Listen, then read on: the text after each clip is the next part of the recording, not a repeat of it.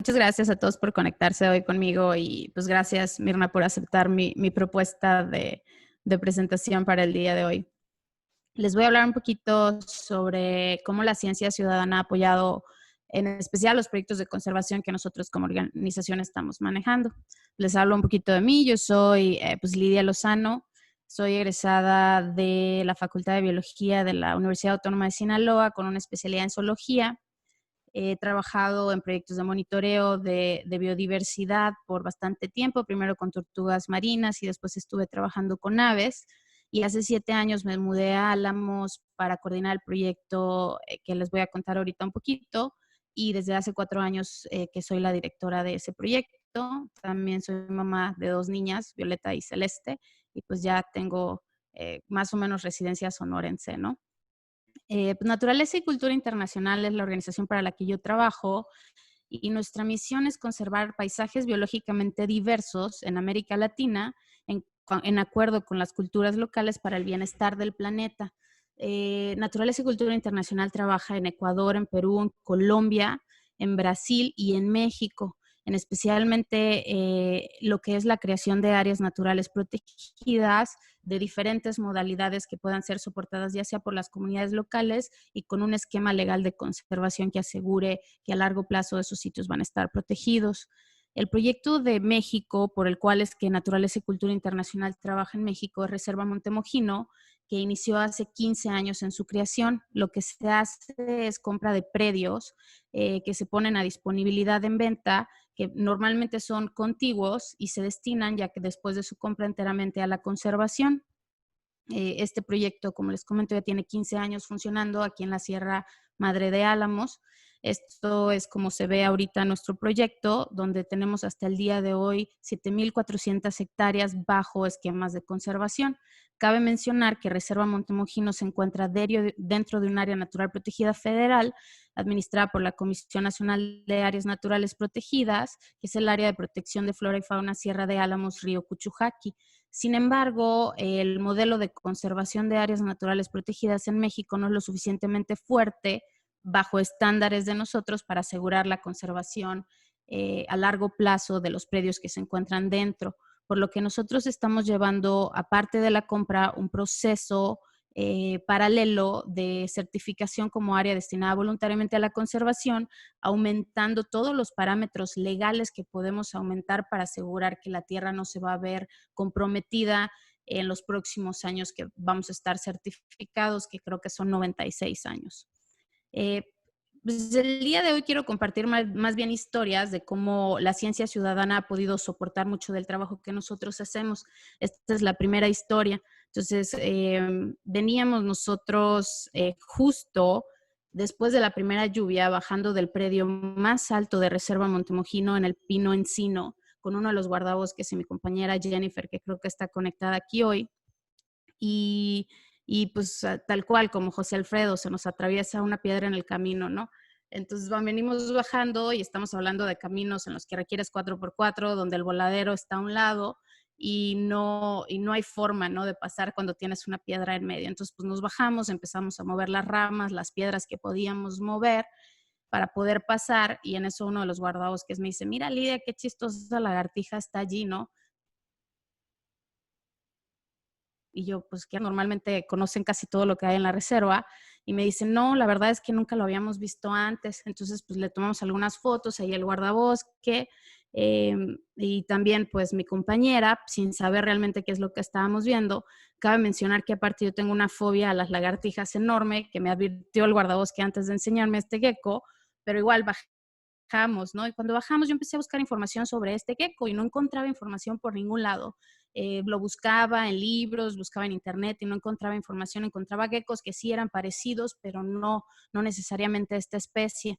Entonces me ocurre en ese entonces subirlo a un grupo de herpetología mexicana, y yo creo que en la primera media hora tuve más de 100 respuestas de la gente que estaba en este grupo. Y me dicen: Lidia, ¿dónde tomaste esta foto? ¿Dónde está? ¿Tienes el espécimen vivo? Y nosotros: no, pues claro que no, lo dejamos ahí arriba, ¿no?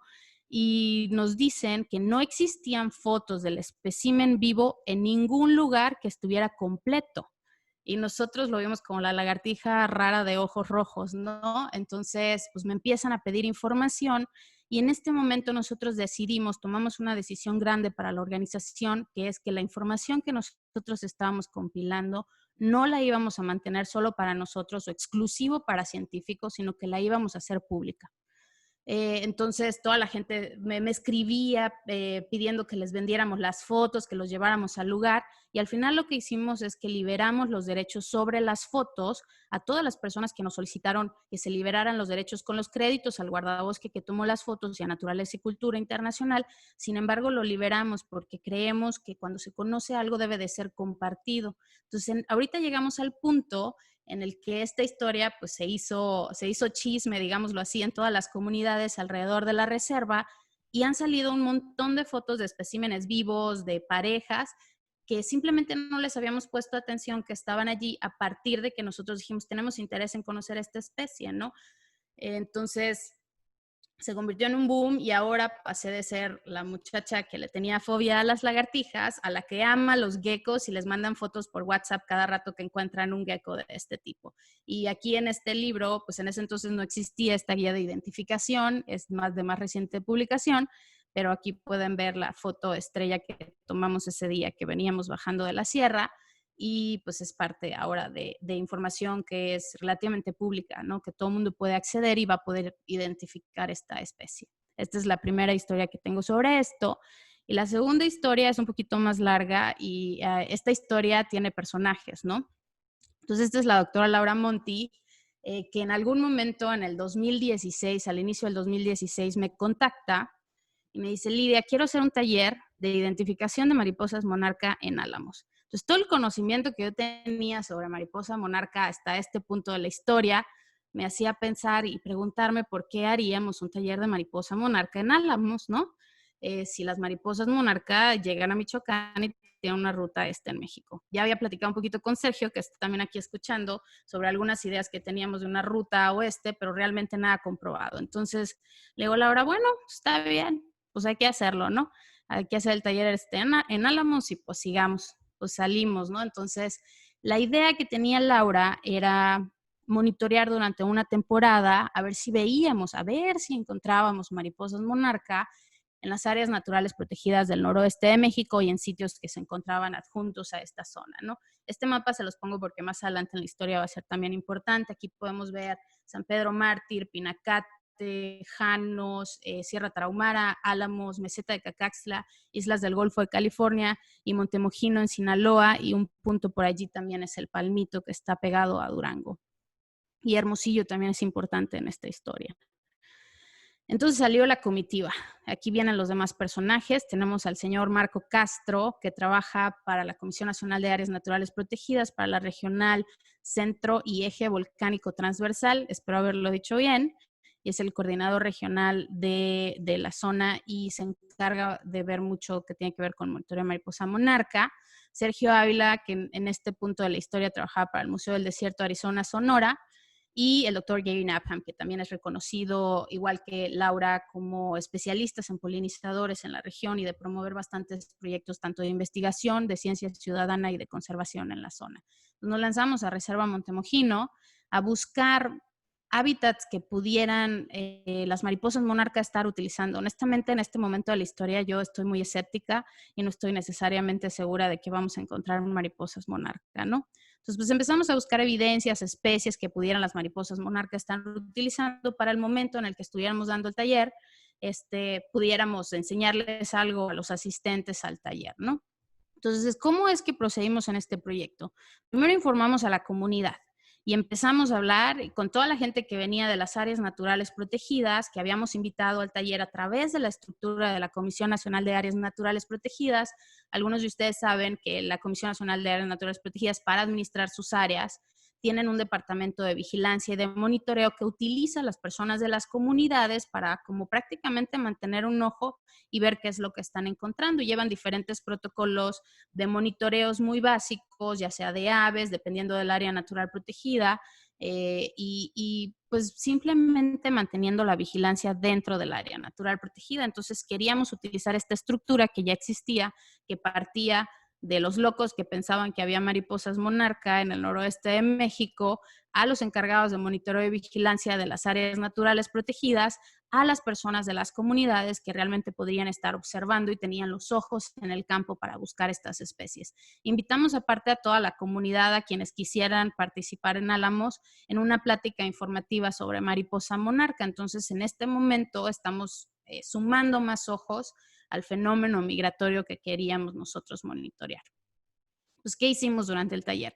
Compartíamos la información que se tenía en este punto. Marco nos compartía sobre la información que existía sobre el monitoreo de las mariposas monarca que CONAMP organiza todos los años, que al final termina en la Reserva de la Biosfera en Michoacán. Esta ruta migratoria nos informaba sobre las metodologías que se utilizaban a nivel nacional en el monitoreo de mariposa monarca. Sergio igual compartía la información que él tenía. Aparte, Sergio tenía bastante experiencia de alguna manera jalando a la comunidad en proyectos participativos de jardines de polinizadores, de utilizar plantas nativas y de tener la información afuera, ¿no? Para la comunidad. Y es lo que sabíamos hasta este punto de la información que sí teníamos que era comprobada, ¿no? Recuerdo, y de hecho estos mapas que les voy a mostrar son mapas que se dieron durante este taller en el 2016, donde prácticamente teníamos signos de interrogación en todos lados.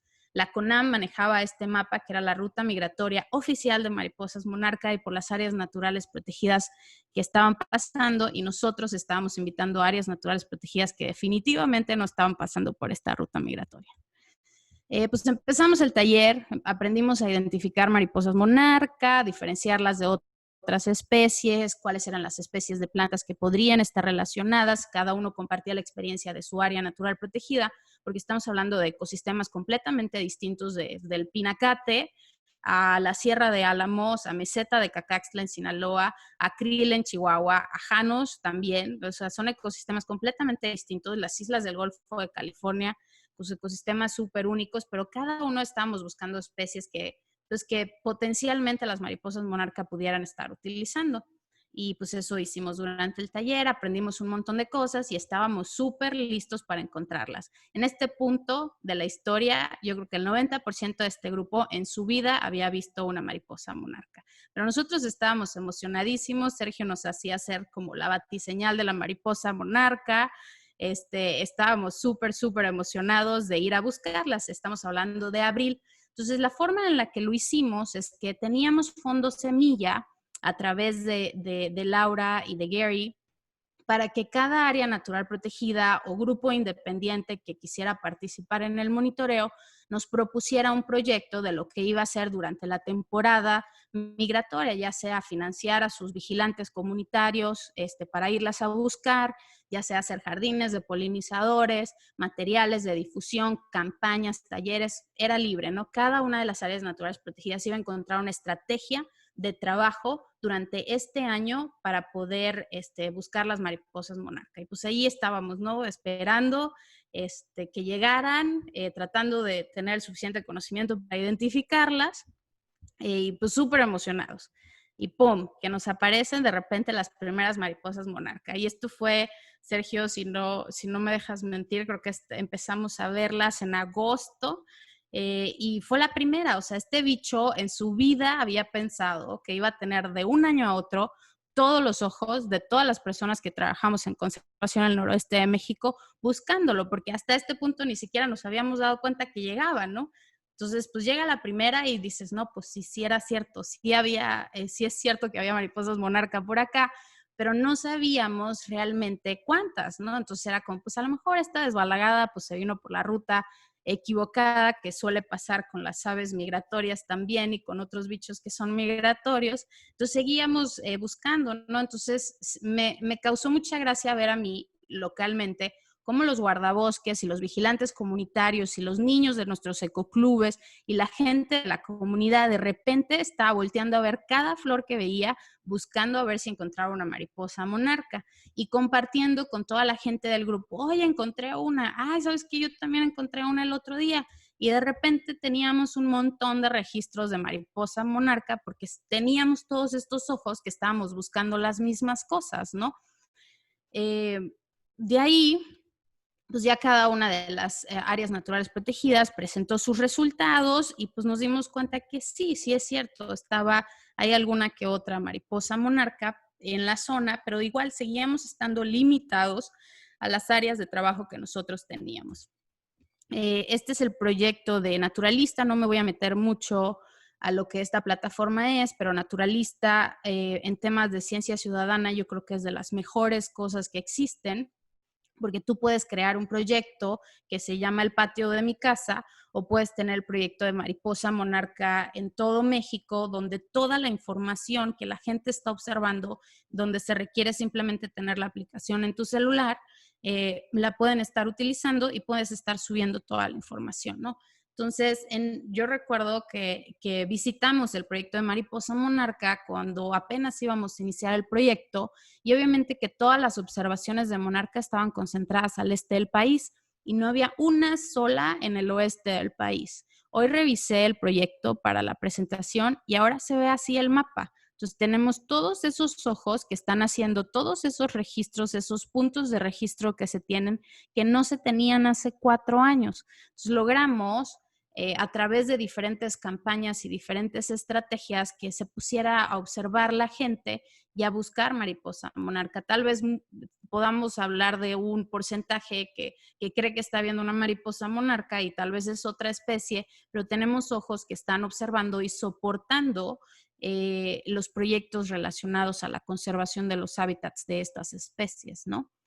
Sergio y yo solicitamos un fondo que coincidió con una organización que se llama Ecosistémica, que trabaja en Aguascalientes, que estaba desarrollando materiales para la identificación de la mariposa monarca enfocados a lo que es la ciencia ciudadana. No tuvimos muchísimo aporte en este material, más que incluir las rutas oeste, hacer una revisión del material, y nosotros solicitamos fondos para poderlo replicar también en el noroeste del país. Entonces, todas las áreas naturales protegidas y todos los grupos que querían estar monitoreando mariposa monarca recibieron estos materiales para compartir con sus ecoclubes, con sus vigilantes comunitarios, con sus socios, con los encargados de monitoreo, con otras organizaciones. Lo hicimos libre. Ahorita pueden encontrar este material en la página de Conavio, lo pueden descargar, es gratuito. Y puedes saber cómo identificar una mariposa monarca, puedes saber de sus rutas migratorias, que en este punto de la historia ya podíamos incluir las rutas oeste, y pues tener información, ¿no?, sobre las especies que están necesitando, sobre el ciclo de vida de la mariposa, etcétera. Y esto lo hicimos accesible a todos, ¿no? Y cada uno de los proyectos tenía sus propios mecanismos de difusión de la información.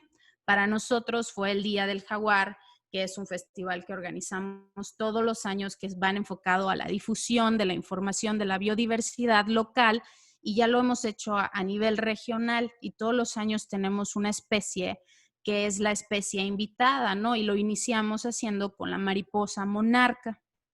Entonces, aunque a mucha gente no le gustó mucho ver el jaguar ahí con las mariposas monarca, ese año muchas de las actividades del Día del Jaguar iban enfocadas a conocer sobre la ruta migratoria mariposa monarca, sobre la ecología de la mariposa monarca, sobre simplemente, yo creo que al menos yo contesté 100 veces que sí, sí había mariposas monarca en Álamos, ¿no? Entonces, es bien interesante cómo pasamos desde un punto en el que ni siquiera sabemos que una especie está conviviendo con nosotros, al punto en el que todos los niños de la comunidad que asisten al ecoclub, o todos los que fueron al Día del Jaguar, o todas las áreas naturales protegidas del noroeste de México, estamos respondiendo a algo que decíamos que no, ahora lo respondemos como que sí. ¿Hay mariposa monarca en el noroeste de México durante la temporada migratoria? Sí, sí hay. ¿Tú la has visto? Sí, tenemos registros. Entonces, tenemos mucha gente observando mariposa monarca, y nos hemos metido en esta dinámica de utilizar a la gente, ¿no? De utilizar a la gente para que nos informe de ciertas cosas.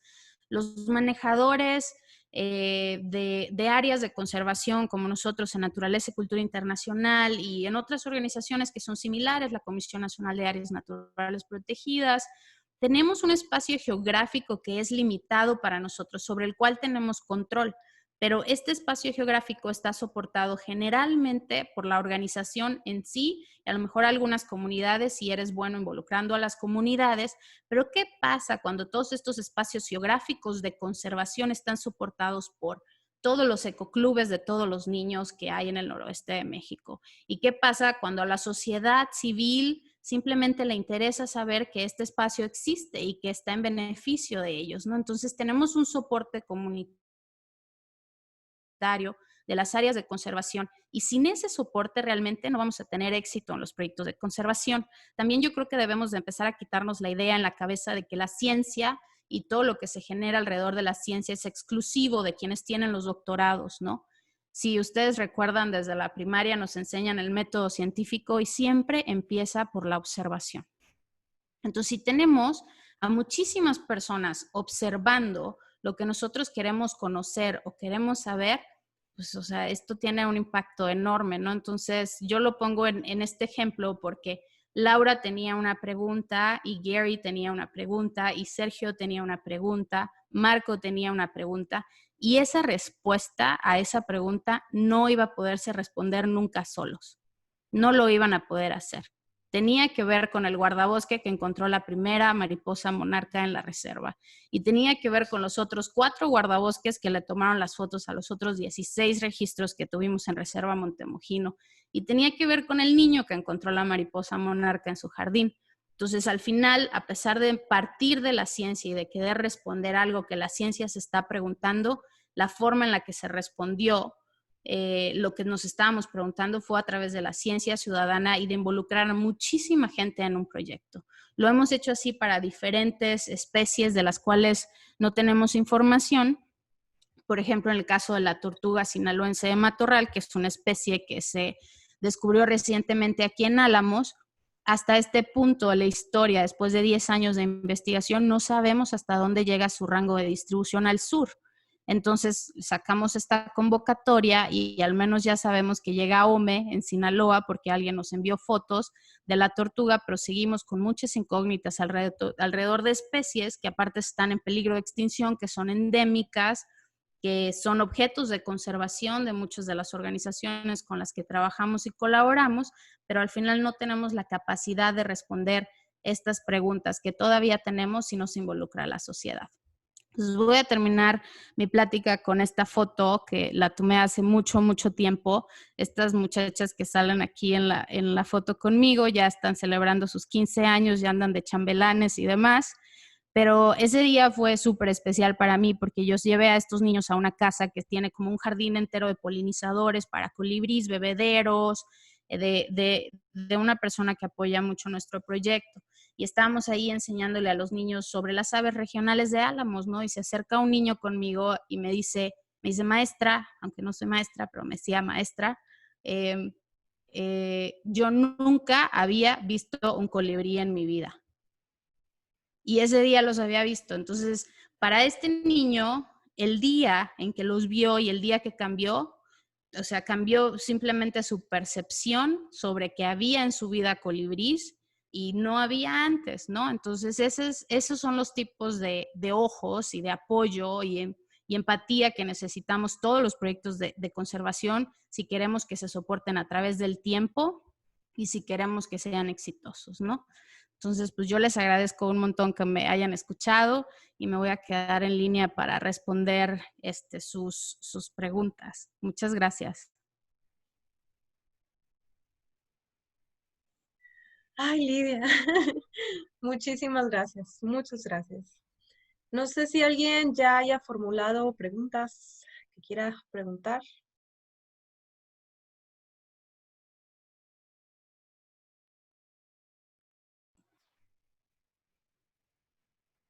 ¿No? ¿No? A ver, ahí va. Hola, sí, Aló. yo tengo una pregunta. Buenas tardes, soy Verónica Zamora. Acá estoy en Durango, trabajo con murciélagos. Excelente presentación, Lidia. Realmente nos inspira muchísimo tu trabajo, especialmente porque los científicos tenemos que aprender a aterrizar realmente nuestro trabajo, ¿no? En algo tangible. Entonces, pues me gustaría preguntarte, ¿tú qué consideras que hace exitoso un proyecto de ciencia ciudadana? Hola, Vero, ¿cómo estás? Gracias por preguntar. La verdad es que yo creo que am, todo debe partir de información, todo debe partir de información que sea cierta, no puedes estar compartiendo información que no es cierta. Nosotros siempre que llevamos alguna investigación o alguno de los investigadores que colabora con nosotros, le pedimos como requisito que nos entregue un resumen de la investigación que está llevando a cabo que yo pueda entender, ¿no? Porque a veces sí estamos hablando de diferentes niveles, pero que la ciencia pueda ser aterrizada. Entonces, la forma en la que lo hemos hecho es con muy buenas campañas de difusión, con buenos diseñadores y gente que está muy involucrada en el tema de mercadeo social, de cómo realmente podemos llevar el mensaje a un niño al mismo tiempo que a un manejador y al mismo tiempo que al papá del niño, ¿no? Entonces tratamos de que prácticamente se atiborren de esta información por todos lados y que lo liguen a algo que es cotidiano para ellos, ¿no? Entonces, por ejemplo, cuando el niño me hablaba de que nunca había visto un colibrí, yo le decía, bueno, pues entonces tú, ¿quién crees que está polinizando las flores? ¿Las flores sí las has visto? No, pues sí. Entonces el colibrí es importante para que esta dinámica siempre tiene que ir relacionado como a su realidad. Por ejemplo, yo podría hablar aquí en Álamos a los niños de los elefantes y podría tener sentido para ellos porque aparte que es un animal muy carismático, pero no forma parte de la realidad del niño, ¿no? Entonces así es como nosotros lo hemos hecho. No voy a decir que es la fórmula perfecta, pero siempre tiene que partir de ciencia y de información que es verídica y que podemos confirmar hasta este punto, porque pues tú sabes mejor que yo, Vero, que la información cambia a medida que vas contestando preguntas y haciendo temas. Y de ahí tener una buena campaña visual para los niños. La verdad es que tenemos la suerte de tener muy buenas diseñadores con las que tenemos trabajando mucho tiempo. Y en el caso de este proyecto trabajamos con una diseñadora, me parece, Sergio, que era diseñadora, ilustradora científica de la Conavio. Entonces sabía cómo presentar esta información para que fuera visualmente atractiva y de ahí las campañas con los niños, con los adultos y en donde nos dejaran, ¿no? Y pues ahí empezamos a tener más interés, inclusive de gente que quería convertirlo como en su objeto de estudio, de tesis, de licenciatura o de algo ya un poquito más técnico, más científico, ¿no? Muchas gracias. A ti, Vero. Tenemos una pregunta en el chat de Sergio. ¿Qué nos puedes contar de Parque La Colorada y cómo se puede replicar en otras ciudades? Sergio, a ver, ¿qué te puedo decir? Y yo creo que Jennifer, que está aquí, también puede hablar un poquito de eso, pero bueno, te cuento de mi lado de la experiencia. La verdad es que se necesita alguien que de verdad tenga muchísimas ganas de impulsar un proyecto así, porque yo sé lo que le ha costado a Jennifer levantar fondos y consolidar el proyecto. Oportunidad, ¿no? Una buena oportunidad, en este caso el predio donde Parque La Colorada está, eh, había una oportunidad de venta del predio, Jennifer creía en el proyecto, la familia de Jennifer creía en el proyecto y empezó a levantar fondos con muchísima iniciativa para poder adquirir la propiedad y ya de ahí en el diseño yo creo que tener gente buena alrededor que pueda apoyar, pero de verdad es muchísimo trabajo, muchísima voluntad, muchísimo convencimiento de querer hacer algo así y ahorita pues está consolidando el proyecto de diferentes formas, ya está reconocido dentro de la sociedad, tiene su proyecto de naturalista, también hay gente que está subiendo sus observaciones de biodiversidad al proyecto de naturalista y también pues el apoyo en este caso de Naturaleza y Cultura Internacional, donde llevamos a cabo el proceso legal de certificación de Parque La Colorada como un área natural protegida de carácter federal en la modalidad de área destinada voluntariamente a la conservación, que al mismo tiempo lleva un plan de manejo a largo plazo de las zonas, ¿no? De cómo se va a utilizar la tierra allí. Y yo creo que seguir echándole muchas ganas, tener una buena comitiva, tener apoyo y donaciones, ¿no? Prácticamente, una buena estructura legal. Yo creo que en este proceso van, y yo creo que también hasta Jennifer podría dar una plática más adelante de cómo se formó Parque La. Gracias. A ver, ¿quién sigue? ¿Alguien más? Clara. Hola, Lidia, muchas gracias por tu plática. ¿Sí me escuchan? Sí. Ok. Tengo unas preguntas sobre un tema incómodo, pero que creo que es muy necesario y seguramente vas a tener opiniones y experiencias al respecto de esto. Hace un par de años pasó algo con una minera ahí en Álamos y estuvieron rolando peticiones de firmas. Yo vi una de Naturalia, pero creo que también hubo de varias organizaciones, ¿no? Estaban llamando la atención a una situación que estaba ocurriendo dentro de un área protegida con una extracción, y esto pues me lleva a que pues no se ha podido frenar realmente la actividad minera desde lo legal, ¿no? Dentro de las áreas naturales protegidas. ¿Y tú qué nos puedes platicar en particular de lo que pasa en Álamos con la minería y también un poco de cómo ves tú el futuro de las áreas naturales protegidas con este tema, ¿no? Sí. Yo creo que una de las cosas que primero tenemos que hacer es quitarle lo incómodo al tema, porque por ser un tema incómodo a veces no lo platicamos, ¿no? Y yo estoy muy feliz de comentarte todo lo que pienso sobre las mineras en áreas naturales protegidas.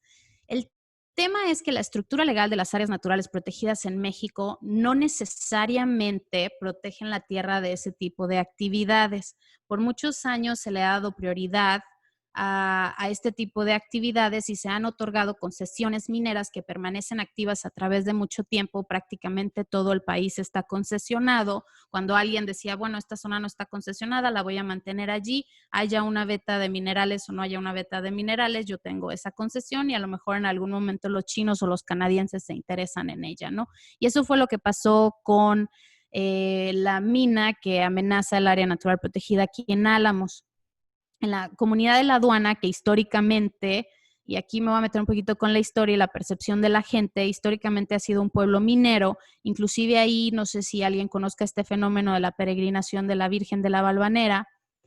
Y yo he hecho esta peregrinación por curiosidad y he terminado en la misa con el padre, y prácticamente el padre les dice, esta iglesia, este pueblo existe aquí porque la Virgen les dio la veta de plata para que la comunidad viviera. Entonces, de ahí ya tú sabes que la gente tiene esta percepción histórica de que la Virgen, y hablar de la Virgen es hablar de la Virgen. En México podrás ser ateo, pero siempre serás guadalupano.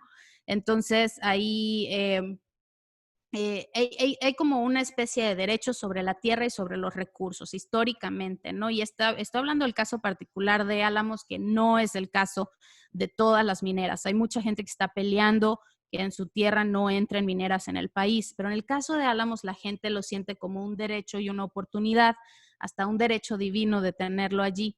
Y con la estructura de las áreas naturales protegidas, el hecho de tener un decreto no te limita en la actividad.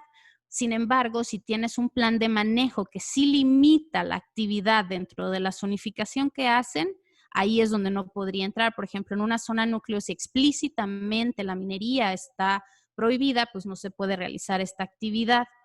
Entran muchos factores, no solo el factor legal, entra la comunidad y la presión que la comunidad puede estar haciendo por el derecho de estar explotando el mineral, que es el caso de Álamos, en el que la comunidad quiere que se otorguen los permisos de extracción minera, en el que también una minera canadiense hizo los estudios de beta y encontró cobre, níquel y plata, entonces hay potencial de extracción.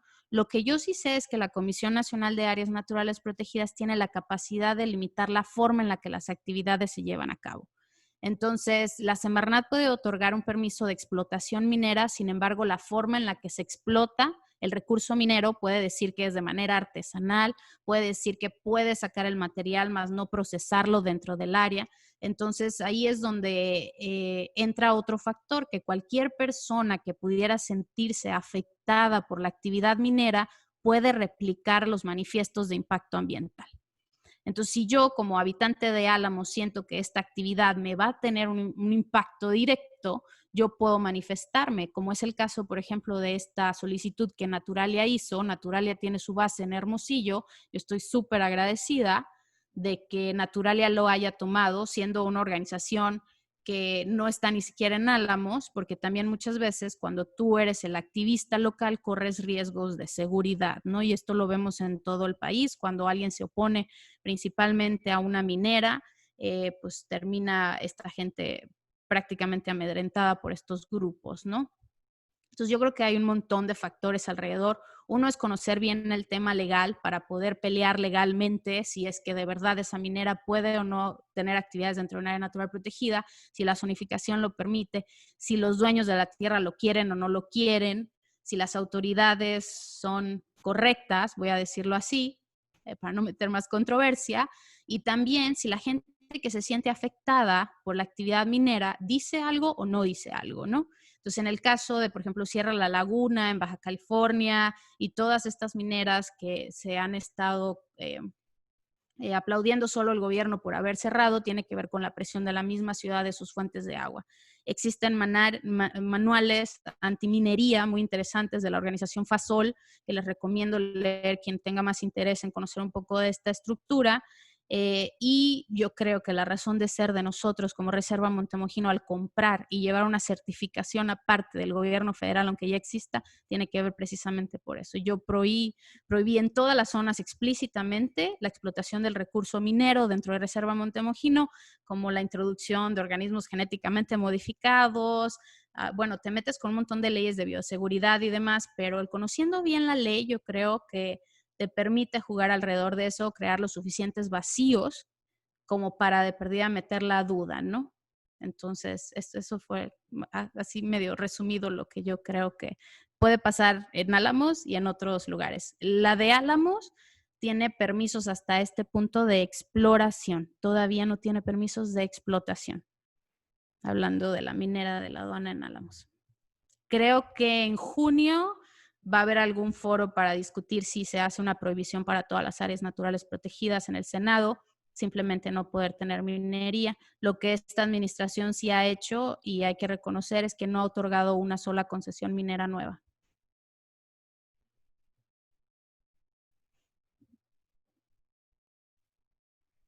¿Lista para más preguntas? Va, Sofía.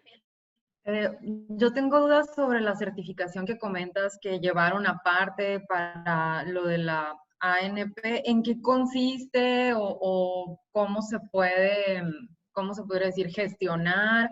Pues ya sabes un poquito aquí el caso que tenemos en Hermosillo, ¿no? Con lo que es el Parque Johnson.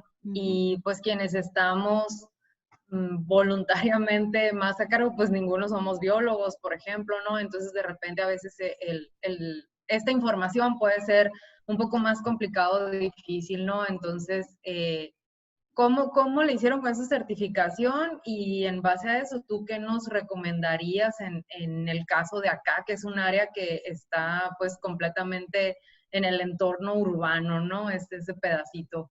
Sí, pues mira, el tema con la certificación en este sentido a través de la Comisión de Áreas Naturales Protegidas, de áreas destinadas voluntariamente a la conservación, tú tienes que tener la propiedad, la legal propiedad del predio para llevarlo a cabo, ¿no?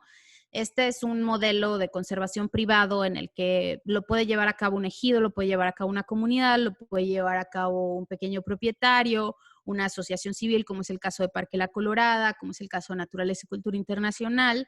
Tenemos otras fundaciones en Sinaloa que han llevado también este proceso de certificación y tenemos en pie algunos más, por ejemplo, un predio de la Universidad Autónoma de Sinaloa en Cozalá también está llevando a cabo esto, ¿no? Pero necesita ser el propietario del predio.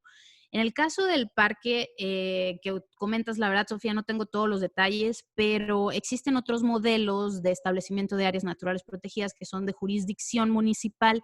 Entonces, sí existe la LEGEPA, la Ley General del Equilibrio Ecológico y Protección al Ambiente, sí reconoce dentro de las categorías de áreas naturales protegidas las áreas municipales de conservación. Tiene un nombre chistoso, así como área de protección ecológica o algo así, ¿no? Y ya hay reglamentos a nivel estatal. El caso de Sonora tiene su ley estatal, no me acuerdo cómo se llama, la de Sonora, pues de protección al ambiente, me parece que es la ley estatal, no estoy 100% segura, pero existe y ya están los reglamentos municipales que deberían de contemplar. Entonces, si la sociedad, estas promociones de áreas naturales protegidas pueden venir desde la sociedad civil organizada, que yo creo que sería el caso que ustedes tendrían que hacerlo. Honestamente no conozco todas las implicaciones, pero no necesitas ser un biólogo para hacerlo. Necesitas que un biólogo te ayude 3 días a lo mejor, para hacer los levantamientos florísticos y faunísticos, dependiendo de qué tan complicado lo quieras llevar a cabo, pero debe de ser en conjunto con la sociedad civil organizada, de hacer la propuesta, de hacerla en base a los reglamentos municipales, las leyes estatales y obviamente a nivel que esté empatado con las leyes federales. Suficiente gente soportando el área, esto siempre es importante. Los activistas que hacen su actividad solos son los que corren riesgo. Cuando el activismo es colectivo y no hay una sola persona a la que se puede prácticamente, pues así, ¿no? Encontrar así tan fácil, es cuando tiene más efecto este tipo de presión, y conseguir que la municipalidad lo quiera promover a nivel municipal también, porque al final Cabildo es quien aprueba este tipo de decretos municipales. Ya el tema de la administración después de los decretos, pues ya es otra historia, ¿no? Pero yo creo, conociendo un poco, y si tú quieres, Sofía, yo con mucho gusto, si me quieres hablar otro día, ya lo vemos a detalle para poderles aconsejar bien cuál es el esquema de conservación que podrían llevar a cabo, porque inclusive hay parques, ¿no? Parques nacionales, parques estatales. Pueden tener bastantes vertientes las áreas naturales protegidas, no necesariamente deben de ser de estricta conservación y protección. Gracias.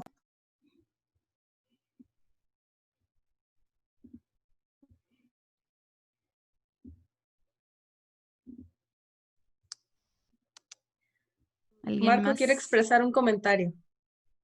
Marco. Hola, hola, ¿sí me escuchan? Sí. Hola, Marco. Hola, ¿qué tal? Mucho gusto. Es un placer escucharlos, estar con ustedes. Y bueno, pues sobre todo no tengo camarita activada, estoy desde mi teléfono, pero bueno, con que me escuchen creo que será suficiente. Al fin que no he cambiado, creo, desde las últimas fotos que puso Lidia ahí, no sigo siendo el mismo. Eso creo crees yo. tú. Exacto, no, pues más que nada, primero felicitarte, Lidia. Ahora sí que todo lo que has comentado es un gran logro, muchos logros, sobre todo que pues expresaste muy bien el tema de lo que fue Mariposa Monarca, hablando del tema que manejamos por acá, y sobre todo que, pues bueno, nos hiciste recordar muchas cosas, ahora sí, sobre todo momentos, experiencias y emociones, sobre todo, como bien dices, cuando por fin nos reportaban sus primeros registros. Pero sobre todo, más que nada, es justamente hacerle al público que está conectado, comentarles que este esfuerzo que tú comentaste, Lidia, en el 2016, fue un esfuerzo y más que nada fue un parteaguas para la conservación de la mariposa monarca en México. Y lo comento así porque evidentemente, y bueno, muy claramente lo expresaste, anteriormente no se conocía mucho el tema de la ruta migratoria para la parte oeste de México, y todo estaba siempre enfocado pues en la parte este y en los estados que ya conocemos casi de arriba abajo y de abajo para arriba. Sin embargo, sabíamos y estábamos atentos que pues había muchas dudas que contestarse para toda la parte oeste del país, donde evidentemente se había uno que otro registro muy escaso, pero que evidentemente también sabíamos que algo tenía que estar pasando. No podía ser que la mariposa fuera tan estricta y solamente se fuera por un lado y se brincara el resto de los estados como si no existieran. Entonces, para ello, pues yo más bien quisiera solo abonar a tu presentación, y para que los demás compañeros que están ahorita conectados lo logren escuchar, que este esfuerzo del 2016, que nuevamente repito fue un parteaguas, tiene 3 grandes logros muy importantes para el país a nivel nacional y que se han expresado en las reuniones trilaterales que hemos manejado desde el 2016 a la fecha.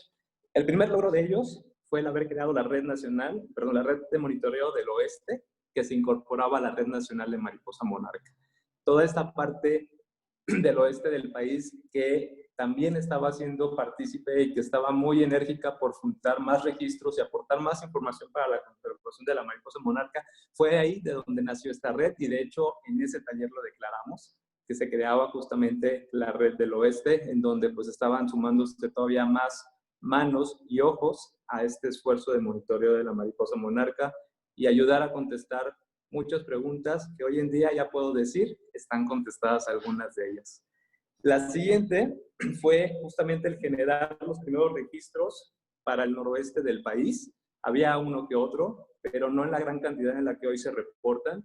y créeme que estamos mucho más que contentos porque efectivamente contestaba la principal pregunta de si las mariposas pasaban por esa parte del país. Y la respuesta fue que sí, y ahí estaba muy claramente, y enseguida de que pues se dio el curso, empezaron los registros, y de ahí pareciera que fue dinamita y se fue ahora sí que detonando muchos y muchos encuentros y reportes en diferentes partes de todo lo que fue el oeste de allá de la República. Y con ello, pues obviamente ir pintando sobre todo la ruta del oeste de mariposa monarca, que en la literatura, inclusive hasta ni siquiera a veces se mencionaba, era así como omisa, y que sobre todo había algunos investigadores, y se los digo desde el seno del grupo en el que estábamos trabajando con los expertos, que llevaban muchos años trabajando con mariposa monarca de Estados Unidos y Canadá, que ni siquiera tenían la más remota idea de que efectivamente la mariposa pasaba por estos lugares. ¿Cómo le hacía? ¿Quién sabe? Bueno, era parte de las siguientes preguntas que había que contestar. Pero, pues bueno, se fueron respondiendo cada una de ellas. La principal fue, está la mariposa, ahí continúa.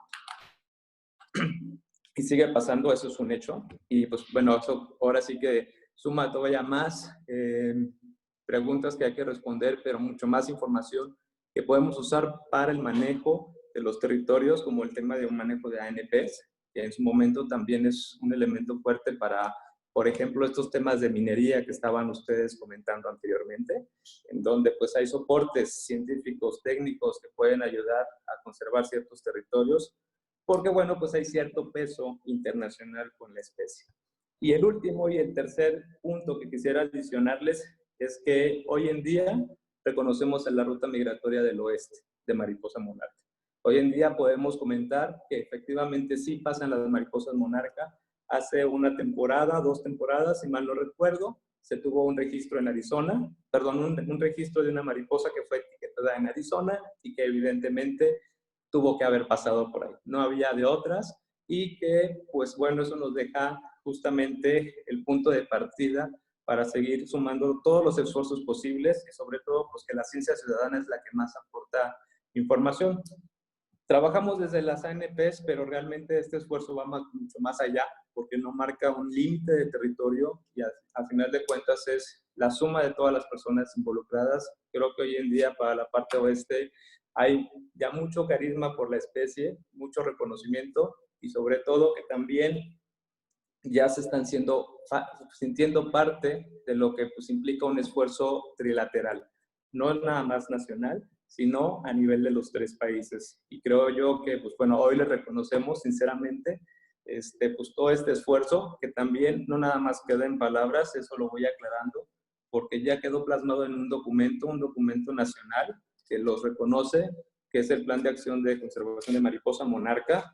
Quería mostrárselos, aquí los tengo impresos, pero pues como mi camarita no sirve, no se los podré mostrar. Sin embargo, está en línea, está ahí. Es un documento que representa a todas las personas que trabajan el tema de mariposa monarca en México y donde principalmente lo que quiero abonar ahí es que ya está el mapa pintado de justamente todas las ANPs y todos los demás actores para la parte oeste del país que está trabajando en la conservación de la mariposa monarca.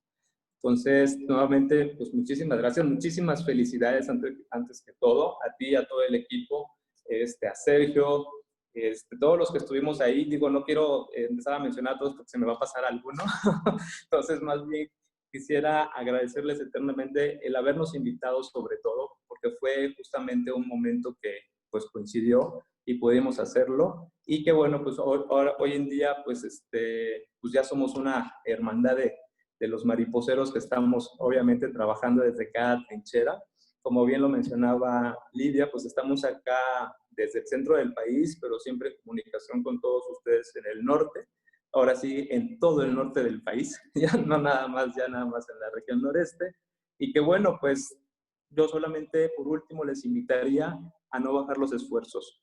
Esta última temporada, lamentablemente, las cifras no fueron tan alentadoras como la de la anterior, donde ya habíamos logrado la meta de las 6 hectáreas, dado que pues esta última temporada solo registramos una superficie de 2.83 hectáreas, o sea, una disminución de más de 50% en comparación de la temporada 2018-2019. Sin embargo, sabemos que hay muchos factores que contribuyen a que estas fluctuaciones se den. Sin embargo, pues no significa que pues ya el trabajo haya terminado, sino al contrario, va empezando, va agarrando, ya agarró el vuelo, entonces ya nada más hay que mantenerlo. Ahora sí, ya armamos pachanga, pues ahora hay que mantenerle en buen ambiente para que esto siga dando los mejores resultados. Y como escribió por ahí Sergio, objetivo cumplido, efectivamente el objetivo cumplido de la primera etapa, pero todavía nos faltan muchas más. Entonces, pues solamente cierro con esto para ya no robar más tiempo, que puedan dar más preguntas y cuestionar a Lidia cómo le hizo con el tema de las mariposas y si le hace más, porque después ya la traíamos vuelta loca o los andábamos correteando ahí con justamente estar reportando. Entonces, nuevamente, muchas gracias a todos y créanme que esto ha sido un gran logro para México a nivel trilateral. Gracias, Marco. Gracias, Marco. Por ahí, Jennifer quiere comentar algo, pero había alguien con la mano alzada. Carlos Castillo, que creo que se fue. Y ya no está. Bueno, sí, Jennifer, adelante. Hola, ¿me escuchan? Sí. Buenas tardes a todos y gracias, Lidia, por la presentación, muy interesante. Y a Sergio por la pregunta acerca de Parque La Colorada y cómo se puede replicar en otras ciudades. Pues en realidad, como yo siempre he dicho con Parque La Colorada y parte de la forma en que lo vendimos al principio y cómo levantamos los fondos para crearlo es que cada gran ciudad debe de tener un parque. Si pensamos en las ciudades icónicas de todo el mundo, pensamos en New York City, Central Park, Ciudad de México, Chapultepec. Y en todas las grandes ciudades, pues es algo primordial para el bienestar de la gente en áreas urbanas. Aquí en Álamos no había y la idea era de crear este parque y espacio verde para Álamos. Se logró hacer a través de una asociación civil y levantamiento de fondos y es una iniciativa privada. En un mundo perfecto, esto sería un esfuerzo hecho por el gobierno, porque en realidad es un parque público, no cobramos, es abierto a todos y realmente es un gran beneficio para la ciudad y la zona, la región. Entonces, un sueño que hemos tenido es de crear otros parques en otras comunidades aquí de la Álamos porque vemos que hay mucho hambre para este tipo de actividad y ellos podrían, por ejemplo, cobrar para entrar y tener algún tipo de beneficio económico. Lo platicamos bastante con la comunidad de la aduana en relación a la minería. Estábamos hablando con gente que estaban interesados en otra alternativa para tener ingreso en sus comunidades, pero que no fuera la minería, que fuera más sustentable. Entonces, se puede crear, pero se requiere iniciativa, se requiere dinero y se requiere yo creo que ser un poquito loco y soñar, porque realmente esto fue como se creó Parque La Colorada. Nosotros estamos a la mano para ayudar a diferentes personas en diferentes ciudades de compartir nuestras experiencias y de ayudar a crear otros parques en otras partes, sean públicos, o de iniciativa pública o de iniciativa privada, pero realmente es un esfuerzo que hemos visto que ha beneficiado mucho a nuestra comunidad en todos los sentidos y estamos también dándonos cuenta de qué tan importantes son áreas verdes ahora en este tiempo de quédate en casa, donde la gente ni puede salir aquí en Sonora, el parque está cerrado, el ayuntamiento nos pidió que lo cerráramos y todo el mundo está triste porque no pueden salir y no pueden aprovechar del parque y se dan cuenta de que realmente qué tan importante es y es un gran plus para nuestra comunidad. Somos orgullosos de haber creado y quisiéramos que hay más parques en muchas más partes de aquí de Sonora y pues de México también. Entonces estamos a la orden para cualquier consulta o nos pueden contactar y con mucho gusto compartimos nuestras experiencias. Gracias, Jennifer. De nada. ¿Alguien más tiene una pregunta para Lidia? Yo tengo una pregunta. A ver. Hola. De hecho, quiero preguntar, te felicito, Lidia, por tu plática tan inspiradora. Me tenías en lágrimas con las historias. Pero quiero preguntar y me gustaría que expresaras un poco en términos más allá de lo que es el trabajo de las 9 a las 5, ¿qué significa ser mamá en este trabajo? ¿Qué significa ser mujer en este trabajo? ¿Qué significa grupos como Mujeres y Conservación que se junten para dar estas pláticas no solamente sobre resultados de conservación, pero impactos en la comunidad? ¿Y qué pueden hacer los hombres para apoyar y para permitir, para abrir espacios, para hacerse a un lado, y que las mujeres lideren este tipo de movimiento? Gracias. Gracias, Sergio.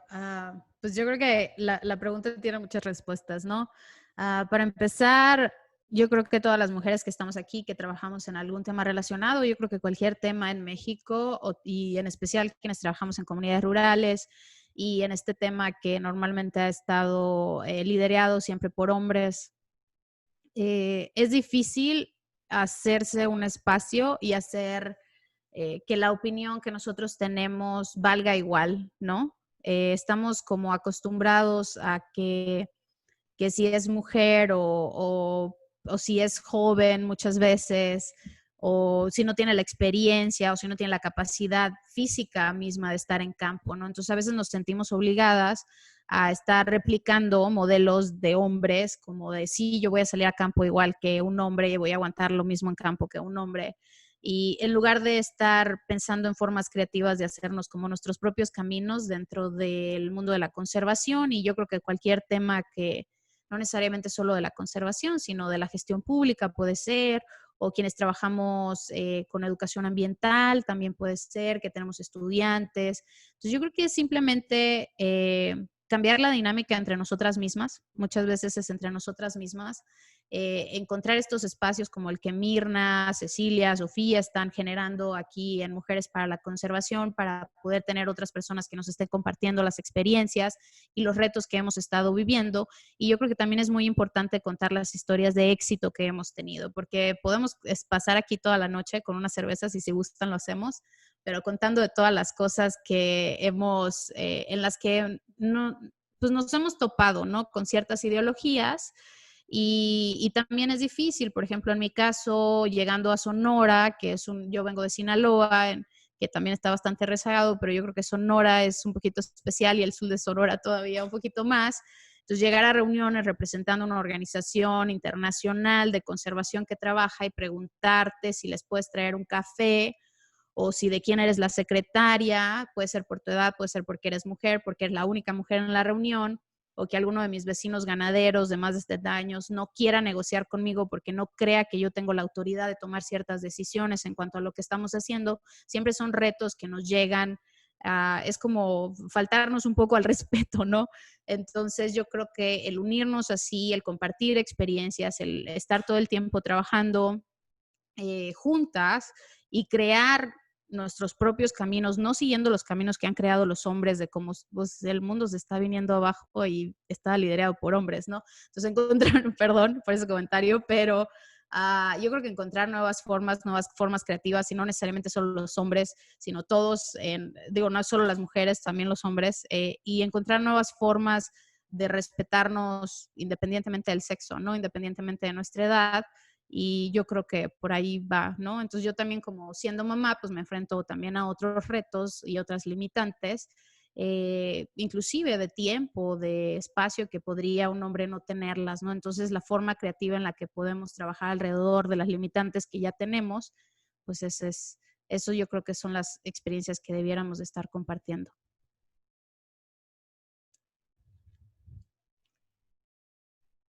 Gracias, Sergio, y gracias, Lidia, por esa pregunta y esa respuesta. Si quieren hacer una sesión de quejas con cervecitas, ponemos la hora ahorita y la hacemos. Pero no sé si haya alguna otra pregunta. Aprovechen que está Lidia aquí con nosotros. ¿No? Bueno, pues yo sí tengo una pregunta. Como, o sea, a mí me tocó cuando estuvo el proyecto con Laura y con Gary. Ahorita que ya no están esos recursos, que ya no está ese esfuerzo, la comunidad sigue involucrada, o sea, siguen haciendo avistaciones de monarcas, siguen interesados, siguen ahí. Sí, porque pues lo primero fue cambiar la percepción de que no había, ¿no? Entonces, quienes se quedaron utilizando las plataformas de Naturalista y siguieron observando y tomando fotos, en especial, por ejemplo, para nosotros los guardabosques seguimos registrando, ¿no? Seguimos registrando avistamientos. Yo creo que las otras áreas naturales protegidas también siguieron con los protocolos dentro de los protocolos que ellos manejan con sus vigilantes comunitarios.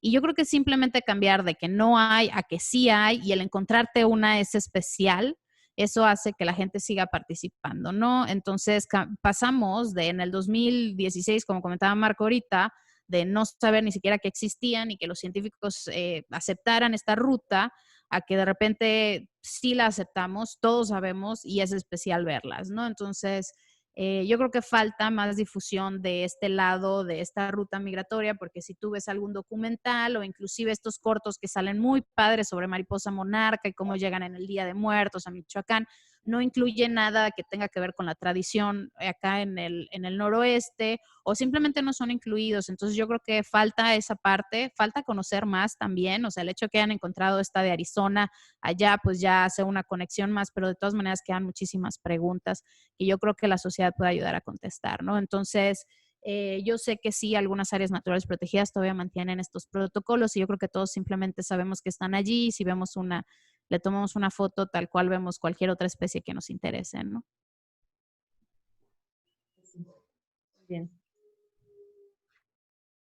Bueno, ya no hay nadie en el chat. Última oportunidad. ¿Alguien que tenga una pregunta?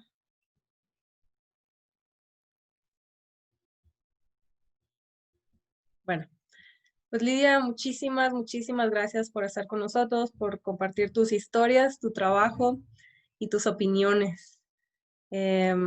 Gracias. No, muchísimas gracias. Ya te he dicho muchas veces que soy tu fan. Pero sí, muchas gracias por estar con nosotros. Gracias a todos. Gracias a todos los que nos acompañaron y pues seguimos en contacto todos. Muy bien, muchas gracias a todos por acompañarnos. Y ahí por ahí están mis datos de contacto si a alguien le interesa dar seguimiento. Hasta luego. Gracias, Lidia.